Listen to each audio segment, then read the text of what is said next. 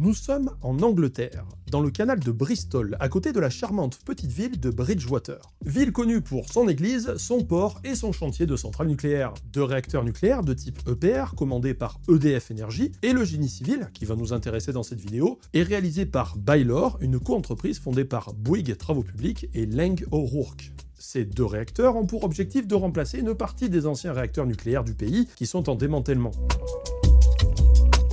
La construction a débuté en 2017, le premier réacteur devrait être terminé autour de 2030. C'est avec Baylor qu'on va faire le tour de ce chantier hors norme en 2 vidéos. Une ici sur la chaîne de la Fédération Nationale des Travaux Publics, et l'autre sur ma chaîne, Monsieur Bidouille. La vidéo que vous regardez va parler de la construction de la partie production d'électricité de la centrale et des méthodes de préfabrication. L'autre vidéo sur ma chaîne parle de la construction de la partie nucléaire, c'est-à-dire le bâtiment réacteur et tout ce qu'il y a autour. Les vidéos peuvent se regarder dans n'importe quel ordre.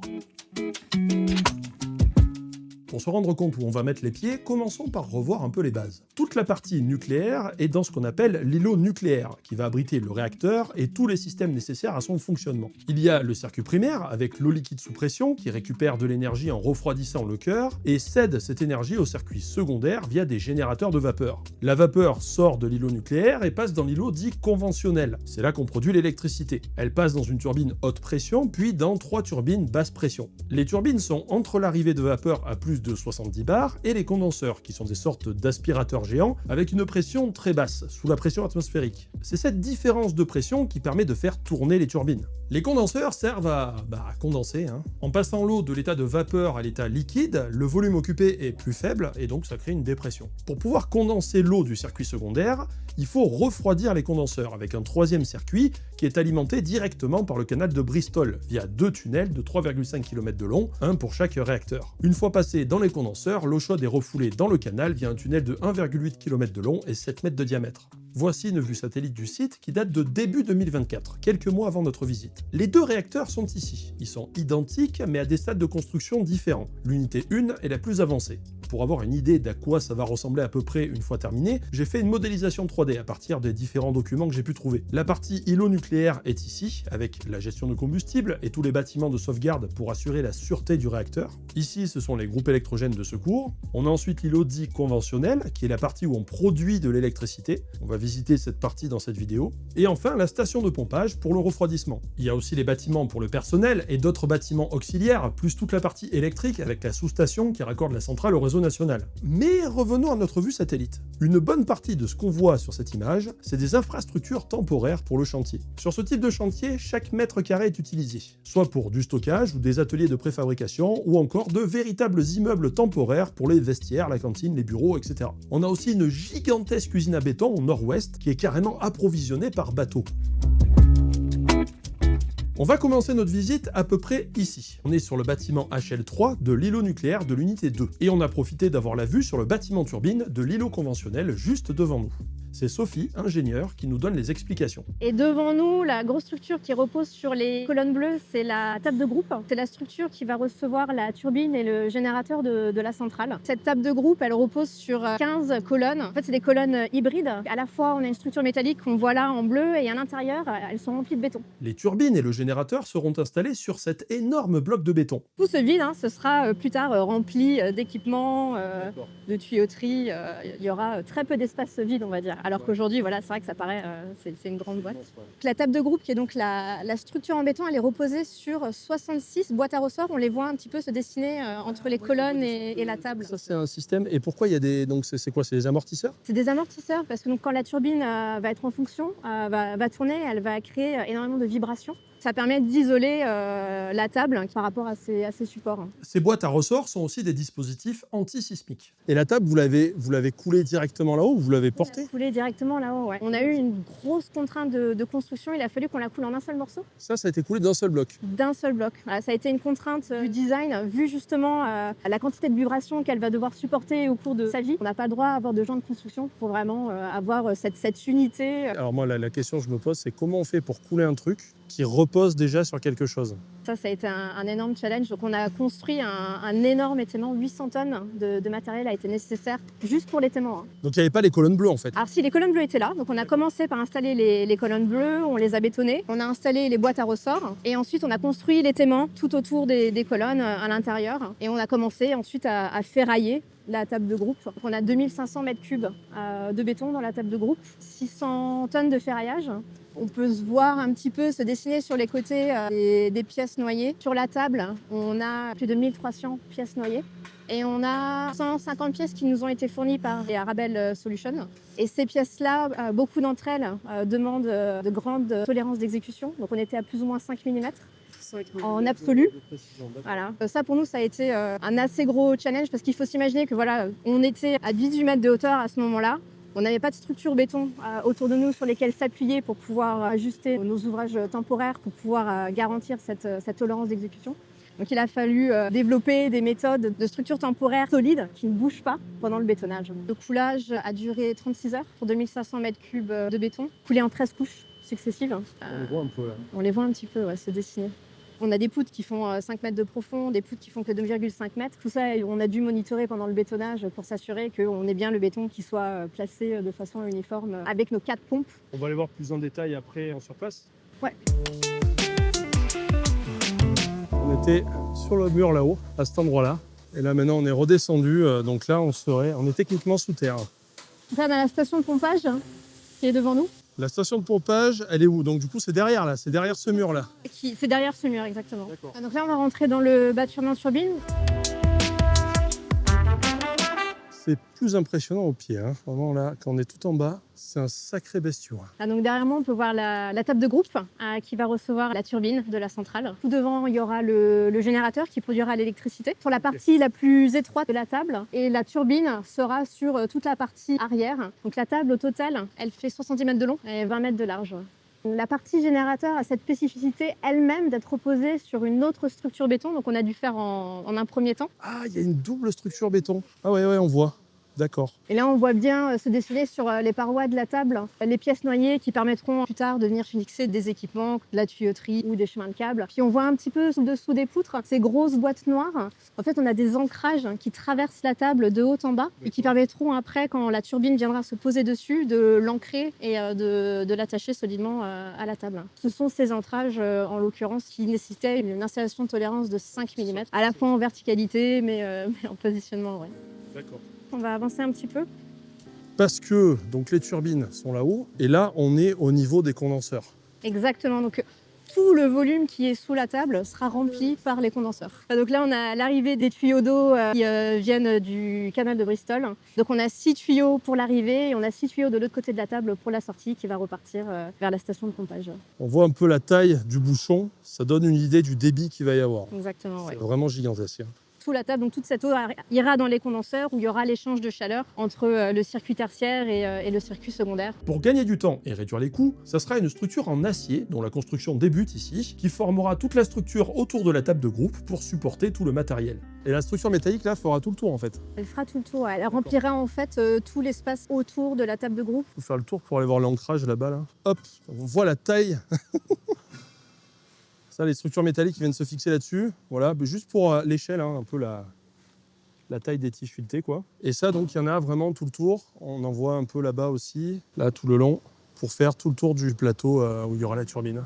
Et l'avantage d'avoir 2 réacteurs en construction, c'est qu'on peut aller voir l'unité 1 pour voir à quoi ressemble le hall turbine une fois la construction achevée. Là, on se trouve devant l'îlot conventionnel de l'unité 1. Donc en fond, le grand bâtiment, c'est le bâtiment turbine. Le bâtiment turbine qu'on voit, nous on a vu le même sur l'unité 2, mais il n'était pas terminé à ce point. Voilà, donc là, toute la charpente métallique est en place et le bardage est en cours d'installation. Devant le bâtiment turbine, on a les bâtiments électriques. Sur la gauche, le gros bâtiment en béton, c'est un peu comme une grosse armoire électrique. Il y a 7 niveaux à l'intérieur remplis d'armoires, de chemins de câbles.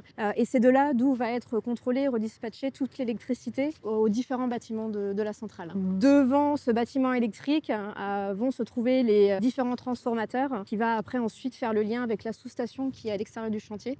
Ah oui, le bâtiment diesel ici, ok. Petit point de repère pour voir où on est sur le chantier. On est ici. Le bâtiment ici, c'est les groupes diesel de secours, on retrouve le même de l'autre côté. L'îlot conventionnel, où il y a la turbine et le générateur, est ici, et toute cette partie-là, c'est l'îlot nucléaire, dont on voit une partie dans la vidéo sur ma chaîne. On commence à voir l'électricité là. Là, il y a du câble, hein. Ah, la taille. Donc c'est des câbles qui sont tirés au travers des galeries. Vous voyez un peu la taille, il y en a quelques-uns. Ok, alors là, on rentre dans le bâtiment conventionnel. Et déjà, on voit quelque chose qui a changé, c'est que c'est un peu plus rempli par rapport à la dernière fois. Donc là, ça, c'est la partie turbine. Pour vous donner une idée, vous avez vu qu'on était au niveau du sol en entrant. Et pourtant, on est quasiment au niveau de la table de groupe, au sommet des colonnes bleues. Sur l'unité 2, ça signifie qu'on arrive à ce niveau-là. Donc tout ce qu'il y a en dessous est sous terre. Donc là, on est sur les structures métalliques qu'on avait vues la dernière fois. Et là, maintenant, c'est complètement... il y a plusieurs étages. 3 à 4 étages. Et là, les petites plaintes qui vont supporter les condenseurs. Ces petits plots de quelques dizaines de tonnes. Sur ces petites plaintes de 3 mètres de haut, 1 mètre de large, qui ont été faites en sous-œuvre. En sous-œuvre, c'est-à-dire que ça a été fait sur place. Ça a été fait sur place une fois que la charpente a été installée au-dessus. Là, on voit les fameuses boîtes à ressorts. On voit les ressorts à l'intérieur. Salle des machines, c'est grand. Donc ici, quand ça tournera, il fera très chaud, il y aura du bruit. Voici à quoi ressemblera le hall turbine une fois terminé. La limite de la table, l'énorme bloc de béton au sommet des colonnes bleues, est ici. C'est le rebord tout le tour en noir. Le reste du plateau est supporté par la structure métallique qu'on a vue et qui fait plusieurs étages. La vapeur arrive en premier sur la turbine haute pression, visible au premier plan. Viennent ensuite les 3 énormes turbines basse pression. Et enfin, tout au fond, le générateur d'une puissance de 1700 MW électrique. Là, on est sur la table qui a été construite en hauteur. Ça a l'air solide. Là, les emplacements donc, dans lesquels seront les turbines. Donc le générateur là-bas, ici basse pression et là haute pression. De ce côté-là. Là, on voit les arrivées d'eau là qu'on a vu tout à l'heure. Donc ça, ce sont des réservations dans le plancher et elles sont encore en dessous. Donc un petit peu pour donner une échelle au bâtiment, il fait 120 mètres de long par 60 mètres de large, 45 000 mètres cubes de béton et la moitié du béton est dans le radier.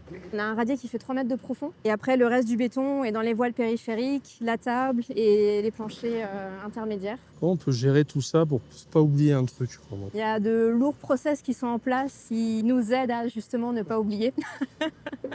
Chaque pièce noyée, chacune est contrôlée. On fait un relevé topo avant coulage. Chaque barre de ferraillage est contrôlée de façon individuelle pour s'assurer qu'elle soit bien là. Tout est modélisé en 3D, qui aide aussi beaucoup à la lecture du design. Si on commence à mettre un ensemble de barres de ferraillage ensemble et après on n'arrive plus à insérer une autre barre parce qu'on n'avait pas vu dans le plan qu'elle s'enchevêtrait, en fait le modèle 3D nous permet d'anticiper ça. Pas se retrouver plus tard à dire mince, on n'arrive pas à la poser, on est bloqué. Et demander au designer si elle est vraiment nécessaire ou pas, et au pire, devoir se retrouver à démonter, qu'on essaye d'éviter à tout prix. Et ça a commencé à être équipé quand, là, les turbines, tout ça? Ça va arriver quand? Quelques jours, quelques semaines. Ah ouais, d'accord, ok. On va donner le bâtiment, en tout cas les niveaux qui sont sous la table, à Arabelle Solutions, qui est anciennement General Electric, pour qu'ils commencent à équiper le bâtiment. Les ancrages sur lesquels va venir se reposer la turbine et sera fixé. Ah, ça, c'est les fixations de turbines. Les ancrages des turbines, pour avoir une idée de la taille,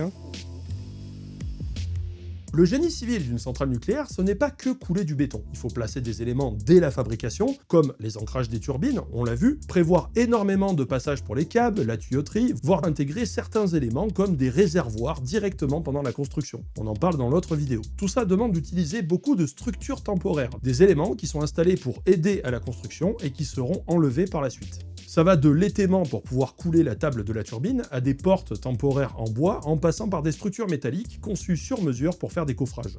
Ces structures temporaires sont en partie fabriquées sur place dans de grands ateliers. Ok, je suis Olivier Filliot, je suis responsable matériel depuis 16 ans chez Bouygues Construction, en charge de la plateforme K5B sur le chantier Hinkley Point. La plateforme K5B, elle fait à peu près 32 000 m² de superficie au sol. On a 4 équipes, une équipe lifting team qui gère tous les liftings. On a une deuxième équipe formwork, falsework, scaffolding team, une équipe joinery workshop et une metal workshop. Je traduis. Lifting, c'est tout ce qui est levage, avec les grues notamment. Formwork, fastwork, c'est les équipes qui installent les coffrages et les étaiments pour tenir temporairement une structure. Et scaffolding, c'est les échafaudages. Joinery, c'est la menuiserie. Et metal, c'est l'atelier métal.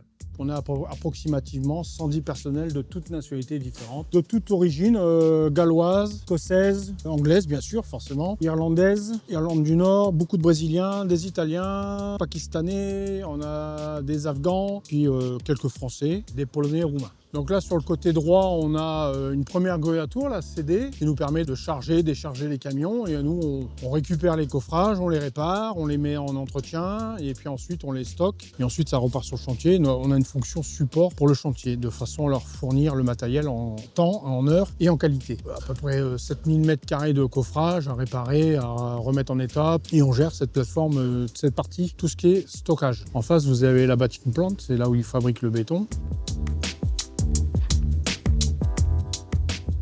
Voilà, ça c'est la Joinery Workshop où on a à peu près 17 ouvriers charpentiers qui préparent les coffrages.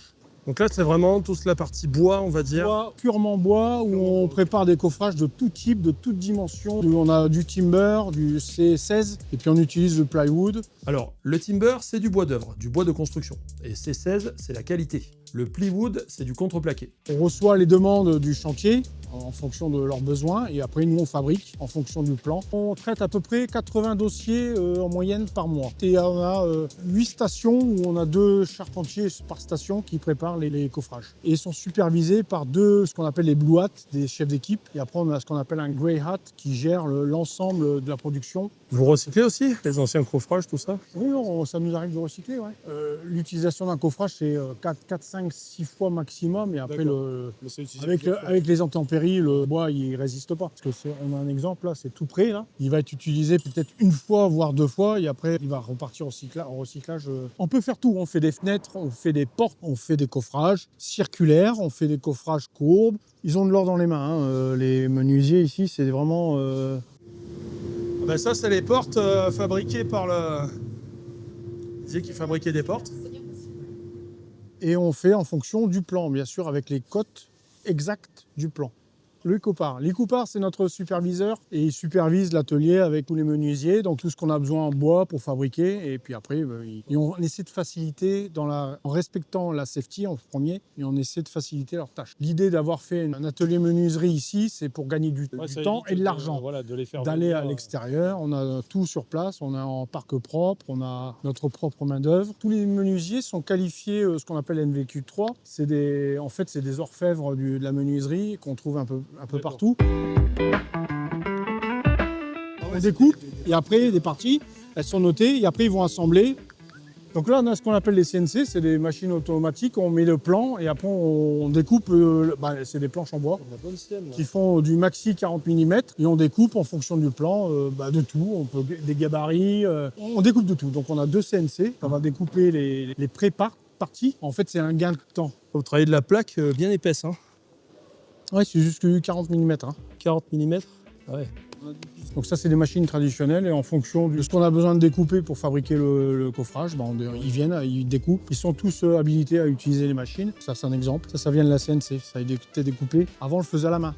Moi, j'étais au Turkménistan pendant 6 ans. Ce qu'on fait ici, on le faisait à la main. J'avais 30 menuisiers qui faisaient ça à la main. Des profils courbes, etc.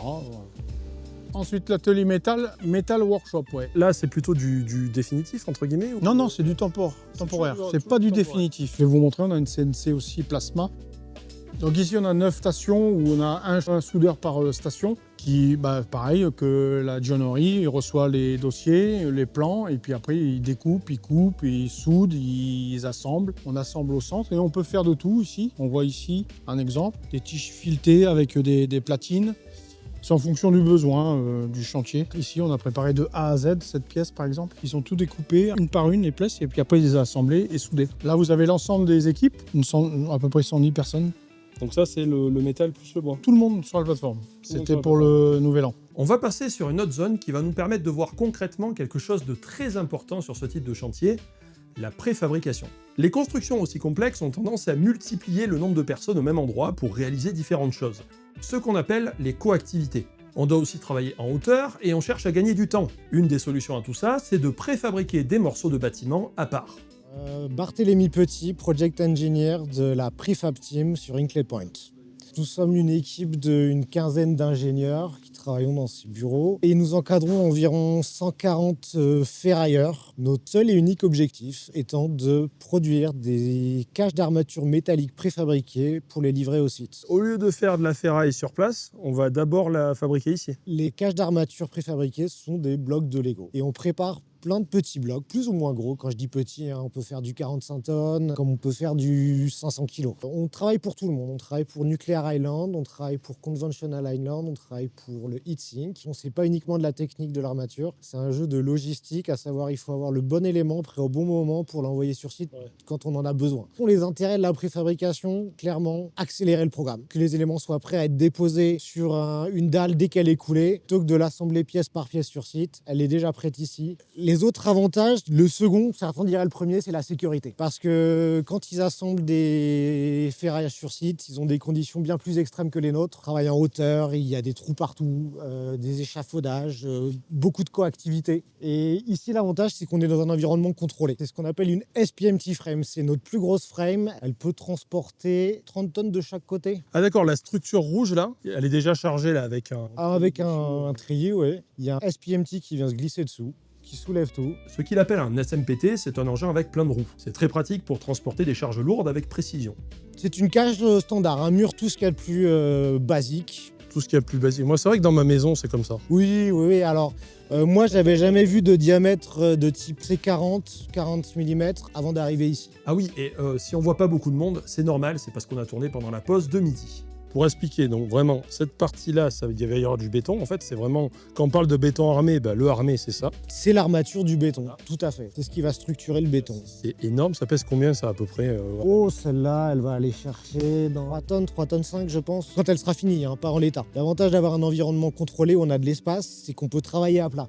On élimine le facteur travail en hauteur et on peut travailler beaucoup plus vite. Une cage normale, il y en a plein de différentes, mais c'est un treillis en bas, un treillis en haut et tout l'acier interne au milieu. La façon dont on travaille, c'est qu'on fournit des workpacks avec toutes les dimensions nécessaires et suffisantes pour construire une cage. Les ferrailleurs marquent la position de toutes les barres de la face du bas et ensuite, ils déploient la face du bas. Ensuite, ils rajoutent des éléments qui ne font pas partie du design. C'est des éléments qui ne sont pas nécessaires dans le design de la centrale, mais qui sont nécessaires pour construire la cage, pour la basculer parce qu'elle prend des efforts assez intenses, qu'on ne veut pas qu'elle se déforme. Ces éléments-là qui ne font pas partie du design de la centrale en eux-mêmes, ce sont les chaises. On voit, il y en a une, c'est tordu comme ça monte, et là, ça part dans l'autre sens là. C'est ce qu'on appelle une chaise. Elle est enlevée après en fait, celle-là. Ah, elle reste, parce qu'on est autorisé à les couler dans le béton. D'accord. Mais elle n'a pas de fonction dans le design de la centrale en elle-même. Okay. Sinon, ce serait l'enfer, on devrait tout retirer, on perdrait terriblement du temps. Donc, il déploie la face du bas, il rajoute les chaises qui maintiennent l'écartement. On doit être très précis sur les écartements des armatures parce que ça impacte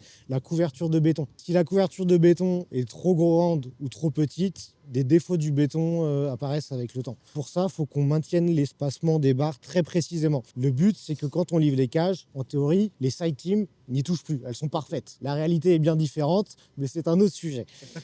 Les barres sont cintrées sur place ou elles arrivent... C'est comme un kit Ikea. On les reçoit d'un supplier. Il y a 2 fournisseurs qui fournissent le coupé façonné à tout le chantier. 1000 tonnes par semaine à peu près. C'est beaucoup de camions. Une grosse part de notre activité, au-delà de la technique pure du ferraillage, c'est de la logistique. Il n'y a rien de soudé? On évite autant que possible les soudures parce qu'on est en Angleterre, il pleut tout le temps. Quand il pleut, que c'est trop humide, les soudures c'est compliqué. On a un autre système que je vais vous montrer qui sont les clamps.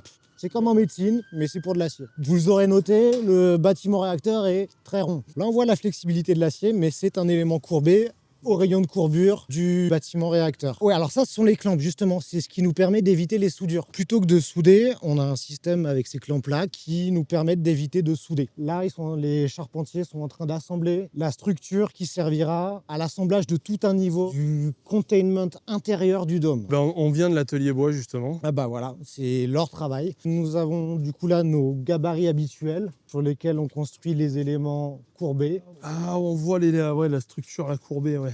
Que ça, ce sont des treillis. On fait aussi des cages courbées. Donc je vais vous montrer ça rapidement. Ceci est une cage et non plus un treillis. Mécaniquement, c'est quelque chose à fabriquer et à basculer.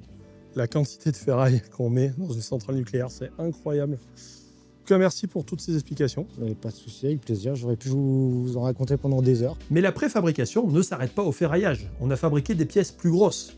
Beaucoup plus grosses. L'enceinte de confinement qui enferme le réacteur est un bâtiment à double paroi avec un liner interne. C'est-à-dire que toute la surface du mur à l'intérieur est doublée par une sorte de pot en acier pour garantir l'étanchéité. L'ancienne méthode consistait à couler un voile, un mur, puis souder des plaques de métal entre elles directement sur la paroi. La nouvelle méthode est beaucoup plus radicale.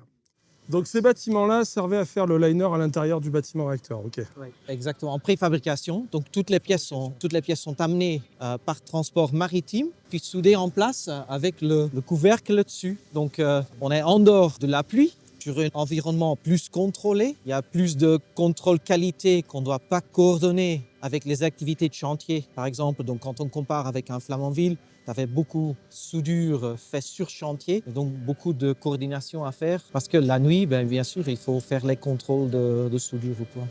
Pour vérifier une soudure, on lui passe une radio, comme à l'hôpital, ce qui implique l'utilisation de sources radioactives, et pour éviter que du personnel passe dans le faisceau de rayons de la radio, on fait tous les contrôles la nuit. On commence à construire à l'intérieur de ce bunker avec des liners en inox. Donc un autre matériel que le liner interne qui est 6 mm acier normal. Donc ça c'est en inox. On utilise pour mettre le dôme sur un genre d'échafaudage et on commence à faire la peinture en dessous du dôme plus tout le fit-out du câblage. Comme ça quand on le lève en fait, il est déjà assemblé et installé. Donc ça aide bien sûr. Pour déplacer tout ça, il faut une grue d'une certaine taille. Je vous présente la SGC 250, aussi nommée Big Carl. 250 mètres de haut, une des plus grosses grues du monde, capable de lever 5000 tonnes. Ah, c'est gigantesque, de près là. C'est énorme. Pour avoir une petite idée de l'échelle, ici là, il y a un petit bonhomme en orange, je sais pas si vous le voyez. Ok, donc la petite plaque qu'il y a ici fait 163 tonnes, ce qui est 3 fois rien pour cette grue, qui est capable de supporter beaucoup plus que ça. Je pense que ça fait la taille d'un petit appartement étudiant, ça. Vous voyez aussi les bunkers qui sont carrés en béton armé avec une toiture amovible. Là-dedans, on construit en fait les gros morceaux de précast qui sont 3-dimensionnels. Donc il y a plusieurs cellules dedans. On soude les panneaux ensemble en inox avec la grue. On lève du bunker, on le pose directement sur place.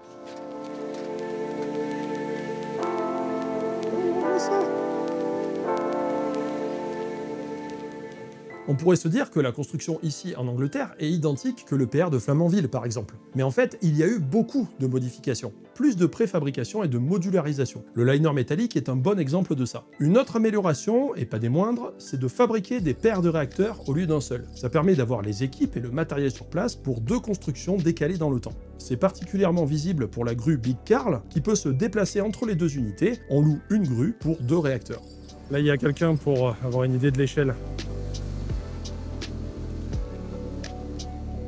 Ce qu'on voit sur le chantier des EPR anglais, c'est un aperçu des futurs chantiers des EPR2 en France. Tous les projets d'EPR nouveaux modèles sont des paires avec encore plus de modularité. Par exemple, beaucoup d'éléments vont être fabriqués en usine et livrés tout monté sur le site de construction.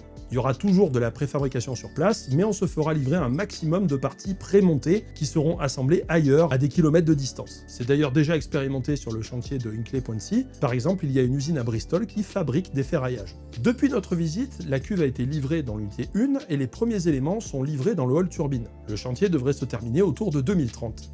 Si vous voulez encore apprendre des choses sur ce chantier, je vous invite à aller voir ma vidéo qui est sortie sur ma chaîne YouTube, Monsieur Bidouille, en même temps que celle-ci. Je remercie toutes les personnes qui nous ont accompagnés et fait les explications pendant la visite. Je remercie aussi Bouygues Construction et cette vidéo a été faite en partenariat avec la Fédération Française des Travaux Publics. Bon, en tout cas, j'espère que ça vous a plu et je vous dis à une prochaine, amis bidouilleurs et bidouilleuses.